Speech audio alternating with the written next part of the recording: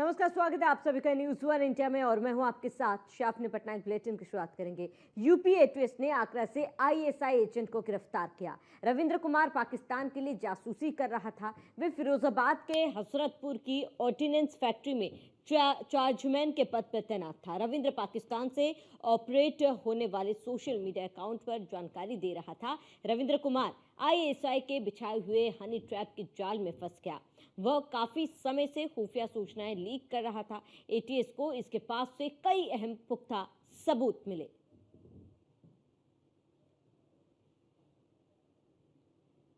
तो UP ATS ने आगरा से ऑर्डिनेंस कर्मी था। उत्तर प्रदेश और उनके सहयोगी कई एजेंसीज जिनके साथ हम लोग मिलकर काम करते हैं, उनके सूचना उनको प्राप्त हुई थी कि जो फिरोजाबाद डिस्ट्रिक्ट में एक ऑर्डिनेंस फैक्ट्री है जिसमें हजरतपुर एग्जैक्टली जगह का नाम हजरतपुर है, जिला फिरोजाबाद। तो वहाँ पे एक व्यक्ति जो कि चार्जमैन के पद पर है, नाम रविंद्र कुमार, उनके द्वारा अपने पाक आईएसआई हैंडलर को अलग अलग सूचनाएं साझा किया जा रहा था, जो कि गोपनीय सूचनाएं हैं और काफ़ी संवेदनशील सूचनाएं हैं। तो इसी बात पे काम करते हुए हमारे आगरा यूनिट द्वारा उक्त रविंद्र कुमार से प्रारंभिक पूछताछ कल की गई एवं विस्तृत पूछताछ हेतु उसको फिर एटीएस मुख्यालय बुलाया गया, जहाँ पे ये प्रमाणित हुआ कि उसके द्वारा नेहा नाम के एक हैंडलर के माध्यम से काफ़ी संवेदनशील सूचनाएं जो है उन साझा किया गया, जो कि करने के वो हकदार नहीं था, उसके पास में आना भी नहीं चाहिए था।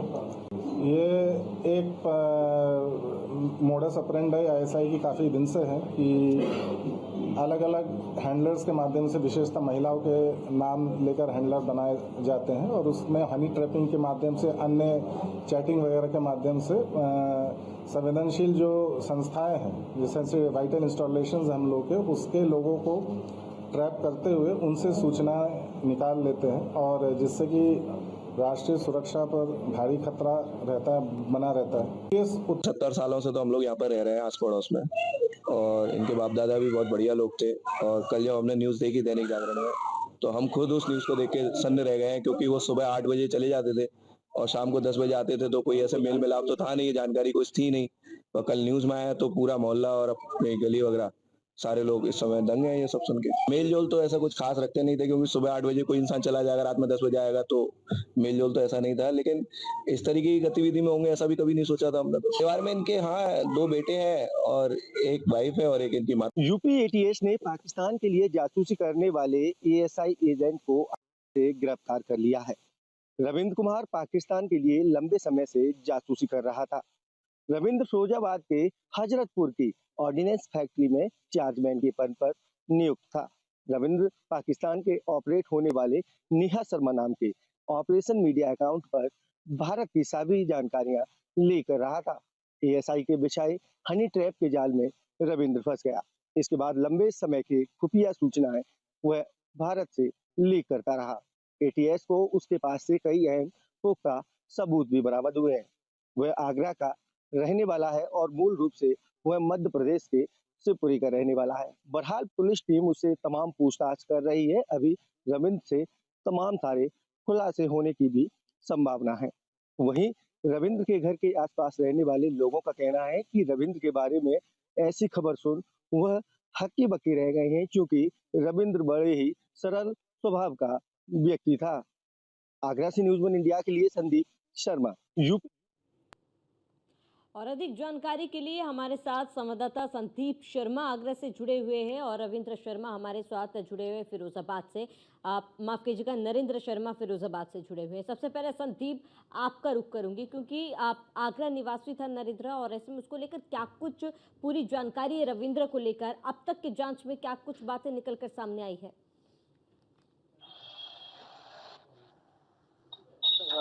क्योंकि आपको बता दें कि आज फिरोजाबाद की ऑर्डिनेंस फैक्ट्री में चार्जमैन रविंद्र कुमार को गिरफ्तार किया है। बताया अभी तक ये जा रहा है कि रविंद्र कुमार पाकिस्तानी खुफिया एजेंसियों को आईएसआई के लिए जासूसी का काम करता था। फेसबुक से दोस्त बड़ी नेहा शर्मा इस 45 साल के युवक से मोहब्बत की बातें करती रही, जिसके बाद पैसों के लालच में आकर इस युवक ने संवेदनशील और गोपनीय सूचनाएं सभी पाकिस्तानी जासूस को दे दी। रविंद्र कुमार आगरा के मधुनगर का निवासी है। रविंद्र कुमार के पास से कई महत्वपूर्ण दस्तावेज भी एटीएस ने बरामद किए हैं।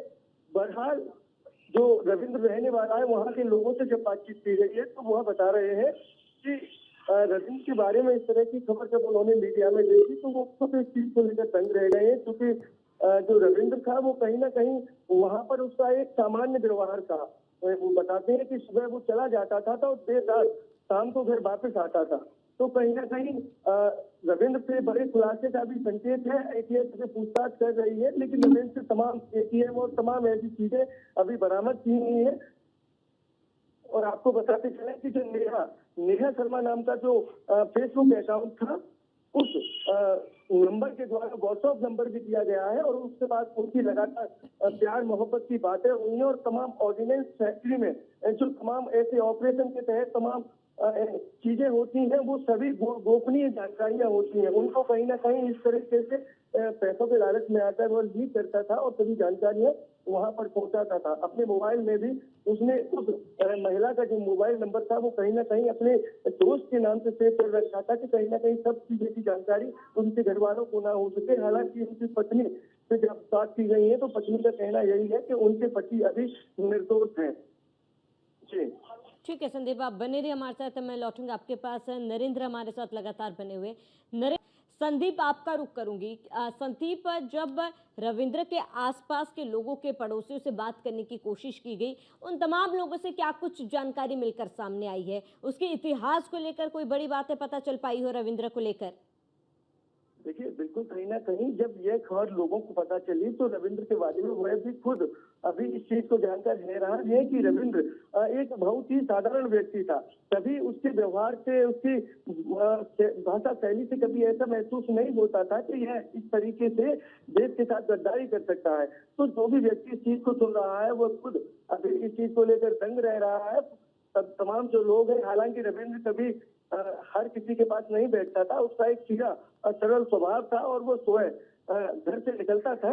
इस दरमियान ही वो देखा जाता था, जिसके बाद वो अपनी नौकरी करने के लिए फिरोजाबाद चला जाया करता था। उसके बाद देर रात वो घर पर वापस आता था, यही उसका दिनचर्या रहती थी। और जिसके बाद वह बाकी लोगों के पास ज्यादा उसकी बैठक नहीं थी, लोगों के पास बैठना उठना नहीं था। तो कहीं ना कहीं लोग इस चीज को सुनकर खुद इस दंग रह रहे हैं कि रविंद्र इस तरह का कार्य कैसे कर सकता है। घर वालों से भी बात की गई है, जब घर वाले भी इस चीज को भी मानने को तैयार नहीं है, वह भी, उसकी जो पत्नी है वह भी अपने पति को बेकसूर बता रही है। तो कहीं ना कहीं रविंद्र भी हनी ट्रैप के जाल में फंसकर और पैसों के लालच में देश की साथ गद्दारी करने के जैसा कार्य किया है। बहरहाल एटीएस तमाम उससे पूछताछ कर रही है, जो पुख्ता सबूत उसके पास मिले हुए हैं उस हर पहलू पर जांच कर रही है। जी संदीप, फिलहाल क्योंकि कार्रवाई लगातार जारी है और ऐसे में पुलिस प्रशासन की तरफ से कोई बयान सामने आया हो या फिर कार्रवाई को लेकर कोई बातें कही गई हो कि इस कार्रवाई को अब किस तरीके से आगे बढ़ाया जाए? देखिए, अभी इस तरह का कोई बयान आधिकारिक तौर पर निकलकर सामने नहीं आया है और अभी अपनी तरफ से कहना भी कुछ जल्दबाजी होगा। हालांकि इतने तमाम सारे सबूत सामने हैं, तो इन सब चीजों को देखकर आप देख सकते हैं कि कहीं ना कहीं जो ऑर्डिनेंस फैक्ट्री में चार्जमैन के पद पर रहने वाला जो रविंद्र है, तो वो कहीं ना कहीं देश के साथ गद्दारी कर रहा था और देश की जो तमाम गोपनीय जानकारी थी, उनको नेहा शर्मा नाम की जो हैंडलर थी उसको सभी जानकारियां उपलब्ध करा रहा था। और जब एटीएस ने उसको पकड़ा है तो उसके मोबाइल में कुछ चीजें तो एटीएस को बरामद हुए, बल्कि कुछ महत्वपूर्ण चीजों को डिलीट भी कर दिया गया है। कहीं ना कहीं जो डिलीट की गई चीज थी तो वह भी कोई ना कोई ऐसी गोपनीय देश की महत्वपूर्ण जानकारी थी जो कि वहां पर पहुंचाई गई। और कहीं ना कहीं पूरे मामले में आप देख सकते हो कि किस तरीके से सबसे पहले फेसबुक के माध्यम से जो रविंद्र है उससे बात की गई। करीब 45 वर्ष के लगभग रविंद्र की उम्र रही है और वह इस समय ऑर्डिनेंस फैक्ट्री में चार्जमैन के पद पर तैनात है। फेसबुक अकाउंट के जरिए उसे नेहा शर्मा नाम की आईडी से फ्रेंड रिक्वेस्ट आती है, धीमे धीमे बात होना शुरू होती है और फिर दोस्ती प्यार में बदल जाती है। पहले फेसबुक मैसेंजर पर बात होती थी, इसके बाद व्हाट्सएप नंबर लेकर फोन पर बातचीत शुरू हो गई। नेहा के जाल में जब फंसने के बाद आईएसआई हैंडलर ने रविंद्र से गोपनीय जो भी जानकारियां थी वह पूरी तरह से हासिल की। अभी एटीएस पूरे मामले पर जानकारी कर रही है। अगर गहनता से जांच होती है और हर पहलू के हिसाब से जांच की जाए तो अभी रविंद्र से बहुत सारे खुलासे होने की संभावना है। ठीक है संदीप, बने रहिए हमारे साथ। लौटने का रुख करूंगी संदीप, क्योंकि कई सालों से वो इस तरीके की जानकारी जो है रविंद्र साझा किया करता था नेहा के साथ। ऐसे में क्या कुछ पूरी जानकारी क्या उस लड़की को लेकर मिल पाई है, और इसके साथ ही संदीप किस तरीके की जो जानकारी आप यहाँ से वहाँ पहुँचाया करता था रविंद्र, इसको लेकर क्या जानकारी, क्योंकि सोशल मीडिया का सबसे ज्यादा इस्तेमाल करता था ये। देखिए, कहीं ना कहीं जो भी जानकारियां और जो भी गोपनीयता यहाँ से वहां पर लीक होती थी वो सोशल मीडिया के माध्यम से ही हुआ करती थी। आपको बताते चले कि देखिए, तमाम ऐसी चीजें हैं कि तमाम डेबिट कार्ड हैं, एटीएम हैं, आधार कार्ड हैं, पैन कार्ड हैं, इस तरह के दस्तावेजों के साथ साथ कई जो महत्वपूर्ण दस्तावेज हैं जो कहीं ना कहीं ऑर्डिनेंस फैक्ट्री में सेना से संबंधित दस्तावेज हैं, उन दस्तावेजों को भी इस व्यक्ति द्वारा ये जो पाकिस्तानी एजेंट है वहां पर भेजा गया है। इस तरह की बातें निकलकर सामने आ रही हैं, लेकिन अभी वह दस्तावेज पता नहीं चल पाया है कि वो कौन से दस्तावेज है। हालांकि कहे ये भी सकते हैं कि वो जो भी दस्तावेज होंगे वो महत्वपूर्ण है। और देखिए, सबसे बड़ी खास बात क्या है कि जो आरोपी है रविंद्र कुमार, वह आगरा के थाना सदर के बिंदु कटरा में रहता है, और बिंदु कटरा जो वर्कशॉप है 509 उसके बहुत ही नजदीक है। यानी कि 509 509 सेना का जो वर्कशॉप है उसके पास इसका 500 मीटर की दूरी भी नहीं है। वहां पर ये अपनी माँ और 2 बच्चों के साथ रहता है। इनकी पत्नी भी इनके पास में रहती है। उसका घर आर्मी वर्कशॉप से बिल्कुल ही नजदीकी माना जाता है।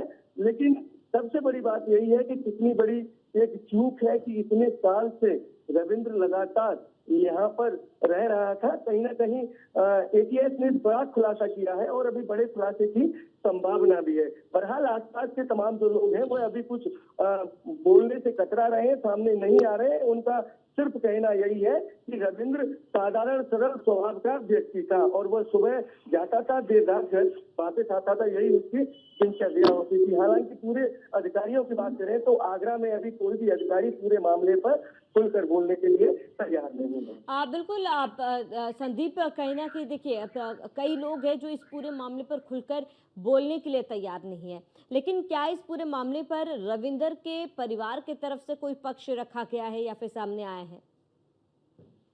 देखिए, जो रविंद्र है उसके साथ उसकी एक शादीशुदा बहन भी रहती है। रविंद्र के पकड़े जाने के बाद घर में सिर्फ उसकी बुजुर्ग मां ही बची है। पत्नी आरती अपने वकील के पास जाने की बात कहकर घर से जा चुकी है।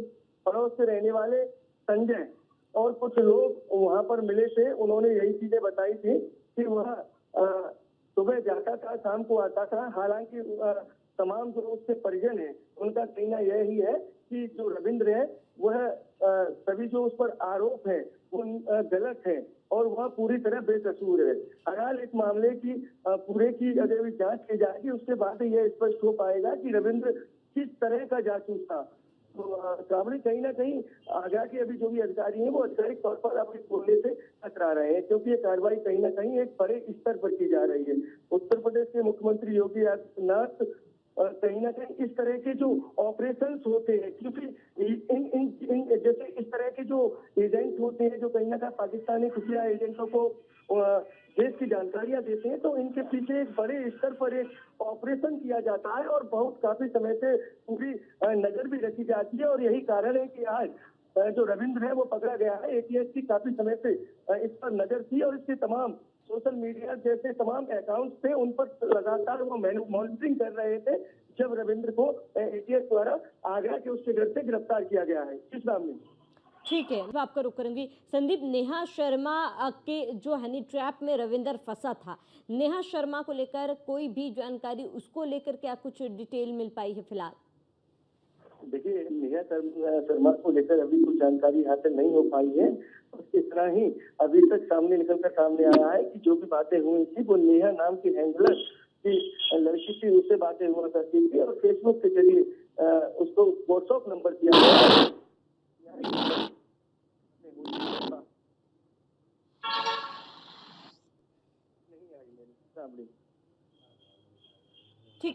ठीक है संदीप, जुड़ने के लिए आपका बहुत बहुत शुक्रिया। नरेंद्र, आपका तमाम जानकारी देने के लिए बहुत बहुत शुक्रिया। तो पुलिस की एक बहुत बड़ी सफलता हाथ लगी है, जहां पर एक आईएसआई एजेंट पकड़ा गया है। फेसबुक से आईएसआई के हनी ट्रैप में रविंद्र फंसा हुआ था। रविंद्र वही व्यक्ति है जिसे पकड़ा गया है। ऑर्डिनेंस फैक्ट्री की गोपनीय दस्तावेज वो भेजा करता था। आईएसआई के लिए काम करने वाली महिला को दस्तावेज भेजा करता था और मोबाइल से ऑर्डिनेंस फैक्ट्री की अहम दिल्ली रिपोर्ट मिली है। ड्रोन, गगनयान प्रोजेक्ट और अन्य गोपनीय जानकारी भी मिली है। वही स्क्रीनिंग कमेटी का कॉन्फिडेंशियल लेटर भी उसके पास से बरामद हुआ है। लंबे समय से कर रहा था जानकारी लीक। चलिए, इसी के साथ ही इस बुलेटिन में इतना ही। देश प्रदेश की तमाम बड़ी खबरों के लिए बने रहिए न्यूज़ 1 इंडिया के साथ।